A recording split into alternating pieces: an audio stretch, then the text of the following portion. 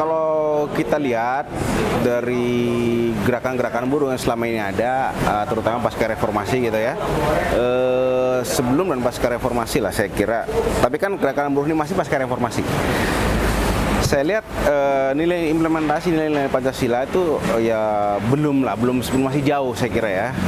Oleh karena itu dalam hal ini SB ini harus memulai bagaimana kemudian gerakan ini lebih humanis, lebih mengedepankan sosial dialog dibanding dengan gerakan-gerakan buruh yang memang terinspirasi dari gerakan-gerakan yang saya kira banyak yang bertentangan dengan filosofis negara nilai Pancasila. Sebenarnya kita, di dalam Pancasila kan kita mengenal musyawarah, ya kan? Nah di dalam undang-undang kita kan ada namanya penyelesaian hubungan istilah secara bipartit dan tripartit. Nah itu kurang maksimal, sehingga kemudian buruh ini banyak lebih mengedepankan aksi-aksi jalanan, di mana aksi-aksi itu yang selama ini terjadi banyak ditunggangi oleh kepentingan-kepentingan tertentu, bukan murni dari gerakan buruh. Ini banyak sekali, diakui atau tidak, tapi itu realitasnya.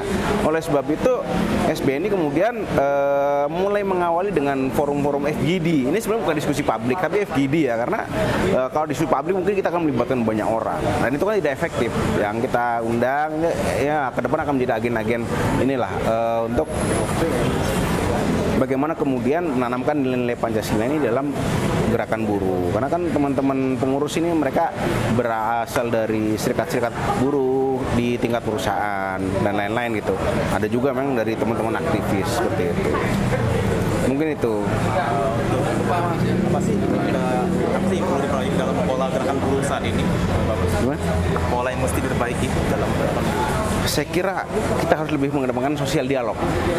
Ya, ada persoalan misalkan nih, apapun itu, kebijakan segala macam, kita harus mengedepankan sosial dialog. Jadi buruh tidak boleh reaksioner. Ini kan dikit-sedikit langsung bahasa individual temperamen gitu ya. Itu nggak boleh begitu saya kira. Semua kan bisa dibicarakan. Ya kan semua ada solusi jika kita mau berpikir. Nah, itulah kemudian tadi disinggung banyak teman-teman pembicara bagaimana kemudian memperbaiki kapasitas sendiri kan, kualitas, sehingga mau berpikir dalam macam cari solusi. Kita tidak menanggapi perubahan zaman dengan emosi, ya kan. Contoh misalkan dulu menentang sekali masalah otomatis jalan tol. Itu kan sebuah keniscayaan sejarah, perubahan zaman akan seperti itu. Harusnya buruh lebih wise, lebih bijaksana dalam menyikapi persoalan ini. Gitu. Tentu saja kalau pakai SWOT belum, masih jauh. Terus langkah-langkah apa sih yang perlu ditempuh agar nilai-nilai luhur Pancasila ini dapat terimplementasi dengan gerakan buruh saat ini? Pertama harus lewat pendidikan, yang kedua lewat internalisasi, yang ketiga lewat kaderisasi, dan itu harus segera dikerjakan kalau ingin bisa diimplementasikan. Terus apa sih pola yang mesti diperbaiki dalam gerakan buruh kita saat ini?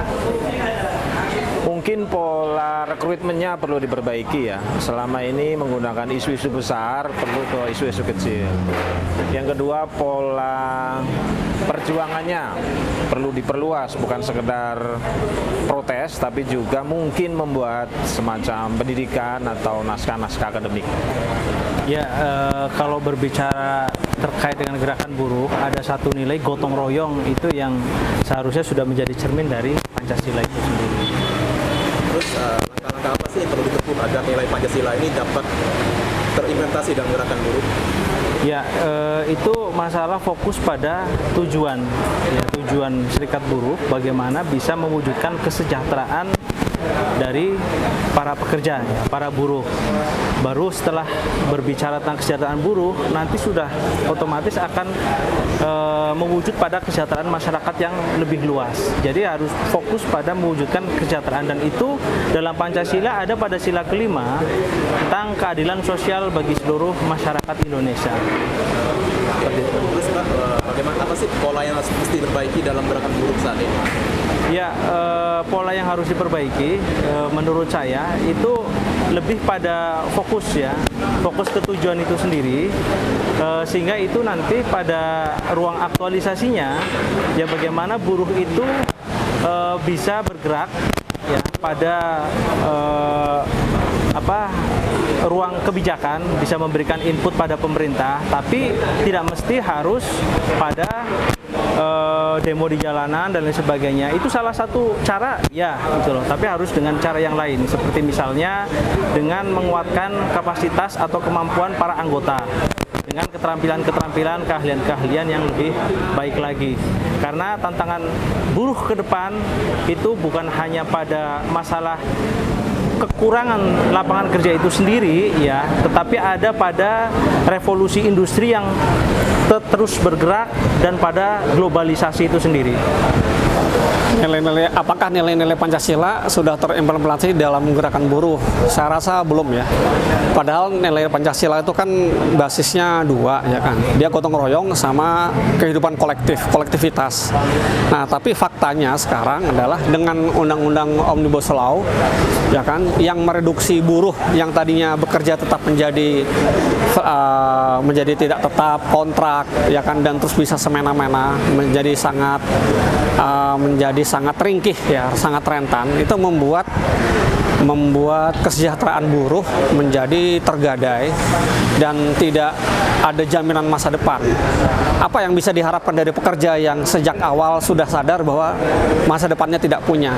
Maka otomatis aktualisasi kerja nggak ada, prestasi juga nggak ada, dan dia akhirnya merusak jiwanya gitu. Baik, langkah-langkah apa sih Pak yang bisa dilakukan untuk mengimplementasikan Pancasila dalam gerakan buruh? Mengimplementasikan Pancasila adalah bahwa buruh itu harus punya kesadaran kelas. Kesadaran kelas bahwa mereka itu bukan satu-satunya saja yang punya peranan membangun bangsa. Selama ini buruh tersegmentasi hanya di lingkungan pabrik sama perusahaan. Padahal buruh harusnya sebagai anggota masyarakat, dia juga harus terlibat di isu-isu yang lain, isu-isu sosial yang lain. Kenapa? Karena apa yang diterima oleh buruh sebagai upah atau perlakuan itu juga berdampak ke keluarganya. Keluarga, anak, istri, itu kan berdampak pada lingkungannya, berdampak pada kontribusi dia terhadap negara. Kalau misalnya buruh abai terhadap isu-isu nasional, isu-isu sosial politik, maka buruh akan teralienasi dengan lingkungan dan masyarakat, terutama negara. Baik, untuk pola yang mesti diperbaiki dalam gerakan buruh saat ini, Pak? Era buruh di era digital berubah dengan era pada masa lalu. Pada masa lalu buruh terlokalisir di satu pabrik. Terus yang kedua, buruh itu sangat sektoral. Sekarang dengan era digital, buruh menyebar ke banyak tempat, ya kan, dan terus multisektor. Karena itu yang harus dipenuhi pertama kali kewajiban serikat buruh dan serikat pekerja adalah dia harus mengupgrade, mengkapasitasi, meningkatkan kapasitas dari anggotanya. Yang utama ada 4 atau 5 skill ya. Harus logika, critical thinking harus punya, kemampuan IT, kemampuan bahasa, kemampuan soft skill, sama hard skill. Nah, kemampuan soft skill itu artinya kemampuan dia negosiasi, public speaking, ya kan, dan terus juga kemampuan organisasi. Nah, terus kalau hard skill artinya dia punya skill yang dia punya untuk karya.